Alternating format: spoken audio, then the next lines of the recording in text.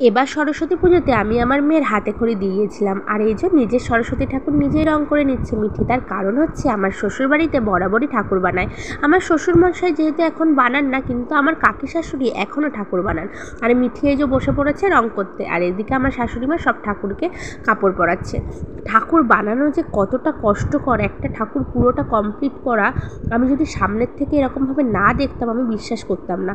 খুবই কষ্টের। প্রথমে মাটি তৈরি করা, সেগুলোকে সাজিয়ে ফেলা, সেখান থেকে তোলা, আবার জোড়া, অনেক কিছু, রং কলা, বিভিন্ন রকম রং, কাপড় পরানো, চুল দেয়া, তারপরে চোখ আঁকা, সমস্ত কিছু করলে তারপরে গিয়ে একটা ঠাকুর তৈরি হয়। আর এটা অনেকটাই কষ্টকর।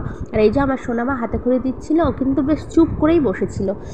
আমরা ভেবেছিলাম ও মনে হয় উঠে পালাবে, কিন্তু না, ও পুরো হাতে খড়িটা একদম ঠাকুরমশাইয়ের কোলে বসে বসেই দিয়েছিল। ও একটুও জ্বালাতন করেনি।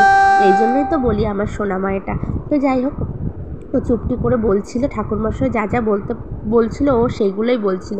আমরা তো দেখে বেশ খুশিই হয়েছিলাম।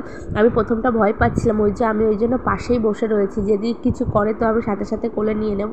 যাই হোক, আমাদের সরস্বতী মা কিন্তু খুব সুন্দর হয়েছিল। এটা কিন্তু আমাদের বাড়ির তৈরি ঠাকুর, অপূর্ব হয়েছিল।